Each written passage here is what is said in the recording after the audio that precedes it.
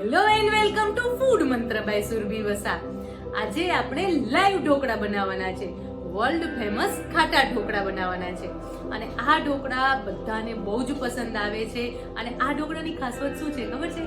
આજે જે ઢોકળા આપણે બનાવવાના છે એ ઢોકળા આથા વગરના છે અને ફટાફટ ઇન્સ્ટન્ટ તૈયાર થઈ જાય છે. અને જ્યારે પણ આપણે ખાટા ઢોકળા ઘરે બનાવીએ ને ત્યારે શું થાય છે કે ગળામાં ડચુરો બાજે છે, ડ્રાય થઈ જાય છે અને સોફ્ટ નથી બનતા. આવા બહુ જ બધા પ્રોબ્લેમ આવતા હોય છે. પણ આજે જે ઢોકળા બનાવવાના છે એમાં એવા ઇન્ગ્રેડિયન્ટ્સનો ઉમેરો કરવાનો છે જેના કારણે તમારા ઢોકળા એકદમ સોફ્ટ બનશે અને મોઢામાં મૂકતા જ ઓગળી જાય ને એટલા પોચા બનવાના છે. તો ચાલો હવે આપણે શરૂ કરી દઈએ. લાઈવ ઢોકળા માટેનું ખીરું તૈયાર કરી લઈશું.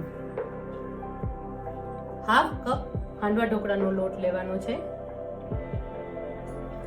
અત્યારે આપણે ઇન્સ્ટન્ટ બનાવી રહ્યા છીએ લાઈવ ઢોકળા. જે લાઈવ ઢોકળા તમે લગ્ન પ્રસંગમાં ખાતા હો છો એવા જ લાઈવ ઢોકળા ઘરે બનશે. હાફ કપ સોજી લઈશું. હાફ કપ ચણાનો લોટ લેવાનો છે. બેસન પણ તમે લઈ શકો છો. ચપટી હળદર ઉમેરીશું. એક ચપટી જેટલી જ હળદર ઉમેરવાની છે.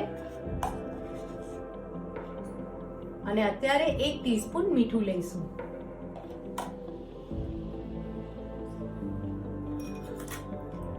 હાફ કપ છાશ લઈશું. થોડી ખટાશ પડતી છાશ લેવાની છે.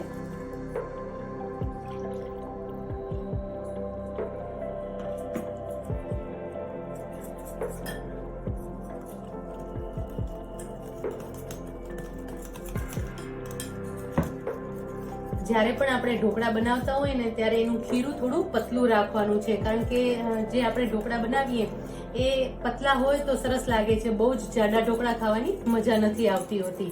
અને બહાર જ્યારે આપણે લગ્ન પ્રસંગમાં જતા હોય ને ત્યાં જે લાઈવ ઢોકળા હોય છે એ એકદમ સરસ પતલા હોય છે અને એનો સ્વાદ પણ બહુ જ સરસ લાગે છે.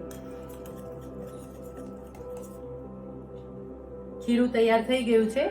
હવે આ ખીરુંને લગભગ અડધો થી પોણો કલાક માટે આપણે રેસ્ટ આપી દઈશું, જેથી કરીને જે સોજી છે એ સરસ રીતે ફૂલી જશે.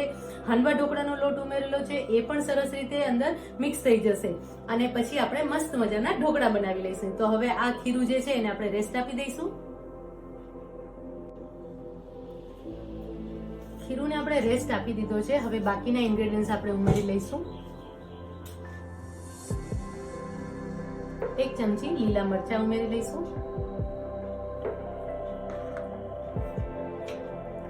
1 ચમચી મલાઈ ઉમેરીશું. હા, આ એક એવું સિક્રેટ ઇન્ગ્રેડિયન્ટ છે કે જેના કારણે તમારા જે ઢોકળા છે કે એ એકદમ સરસ સોફ્ટ તૈયાર થશે. અને જે ડચુરો આવે છે ને, ઘણીવાર આપણે ઢોકળા ખાતા હોય ને ત્યારે 1-2 પીસ ખાઈએ પછી એવું થાય કે ના, ગળામાં ડચુરો બાજે છે. તો મલાઈ ઉમેરવાથી આ પ્રોબ્લેમ નહીં આવે અને જે ઢોકળા છે એકદમ સરસ સોફ્ટ તૈયાર થશે અને મોઢામાં ઉગળી જાય એટલા સરસ સોફ્ટ તૈયાર થવાના છે. 1 ટીસ્પૂન તેલ ઉમેરી લઈશું.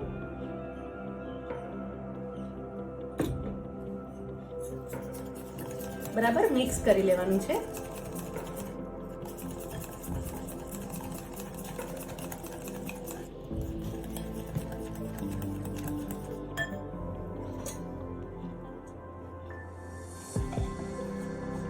હાફ ટીસ્પૂન મીઠું ઉમેરી લઈશું.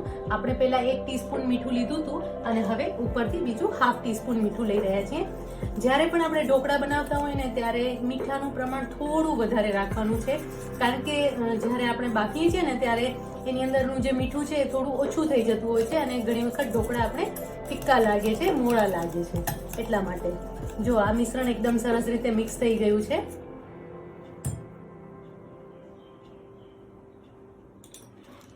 હવે આપણે એની અંદર ફ્રૂટ સોલ્ટ ઉમેરી લઈશું. તમે સોડા પણ ઉમેરી શકો છો અને ફ્રૂટ સોલ્ટ પણ ઉમેરી શકો છો. હું અત્યારે ફ્રૂટ સોલ્ટ ઉમેરી રહી છું. લગભગ અડધી ટીસ્પૂન જેટલું હું ફ્રૂટ સોલ્ટ લઈ રહી છું. જો તમે સોડા ઉમેરતા હો તો હાફ ટીસ્પૂન સોડા લેવાના છે. અને જ્યારે સોડા ઉમેરતા હો ત્યારે તેલ અને પાણી બંનેનું મિક્સ કરી લેવાનું છે. એટલે કે 1 ટેબલસ્પૂન તેલ અને 1 ટેબલસ્પૂન પાણી લેવાનું છે અને એ બંનેને ગરમ કરી અને એની અંદર સોડા ઉમેરવાના છે.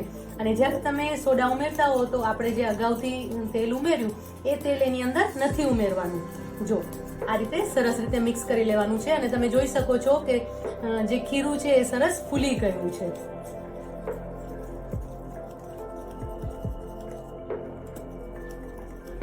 ખીરું સરસ તૈયાર થઈ ગયું છે. હવે એને આપણે થાળીમાં લઈ લેવાનું છે. હવે જે તૈયાર થયેલું ખીરું છે એ આપણે થાળીમાં લઈ લઈશું. થાળીને મેં પહેલેથી ગ્રીસ કરી લીધી છે અને જે સ્ટીમર છે એને પણ મેં ગરમ કરી લીધો છે, જેથી કરીને જે ઢોકળા છે એ તરત જ બફાવા લાગે. એટલે હવે આપણે એમાં ખીરું લઈ લઈશું અને તમે જોઈ શકો છો કે ખીરું છે એનો કલર એકદમ સરસ આવી ગયો છે. એનું કારણ છે કે આપણે એની અંદર હળદર ઉમેરી હતી અને ખાસ ધ્યાન રાખવાનું છે કે હળદર પહેલા જ ઉમેરવાની છે. જો હળદર તમે પછી ઉમેરશો ને તો સોડાને કારણે એનો કલર લાલ થઈ જશે. એટલે હળદર જે છે એ આપણે પહેલા જ્યારે ખીરું બનાવતા હોઈએ ત્યારે જ ઉમેરી લેવાની છે. જ્યારે એમાં સોડા કે ફ્રૂટ સોલ્ટ ઉમેરો ત્યારે હળદર નથી ઉમેરવાની. આ રીતે થાળીને સરસ રીતે ફેલાવી દેવાની છે થાળીમાં ખીરું. હવે ઉપરથી લાલ મરચું પાવડર છાંટી લઈશું.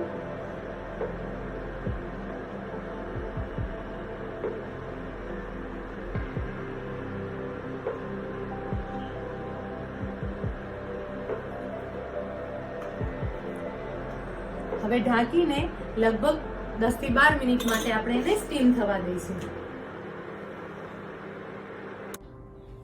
તમે જોઈ શકો છો કે મસ્ત ઢોકળા તૈયાર થઈ ગયા છે. હવે એના પર 1 ટીસ્પૂન તેલ રેડી લઈશું. હંમેશા જ્યારે પણ તમે ખાટા ઢોકળા કે લાઈવ ઢોકળા બનાવતા હો ને ત્યારે એના ઉપર આ રીતે તેલ ફેલાવી લેવાનું છે. આમ કરવાથી તમારે ઉપરથી તેલ પણ નહીં લેવું પડે અને ઢોકળા છે એકદમ સરસ સોફ્ટ તૈયાર થશે અને ડચુરો પણ નહીં બાજે. આ રીતે પ્રોપરલી મિક્સ કરી લઈશું.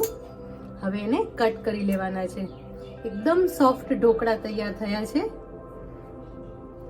લાઈવ ઢોકળા જે આપણે લગ્ન પ્રસંગમાં ખાતા હોઈએ છીએ ને એવા જ ઢોકળા અત્યારે તૈયાર થયા છે.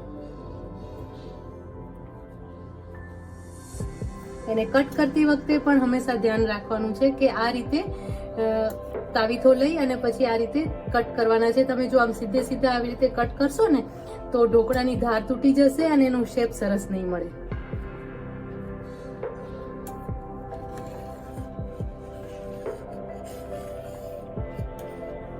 દેખાય છે ને એકદમ સરસ સોફ્ટ ઢોકળા તૈયાર થયા છે અને જો કેટલી જાડી પડી છે ને બહુ જ સોફ્ટ તૈયાર થયા છે ઢોકળા.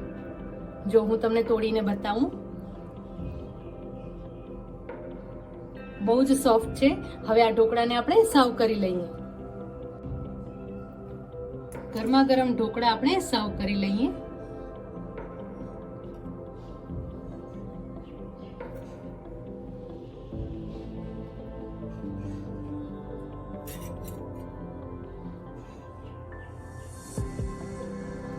અત્યારે મેં મેથીના મસાલા સાથે એને સર્વ કર્યા છે. તમે એની ચટણી સાથે પણ સર્વ કરી શકો છો.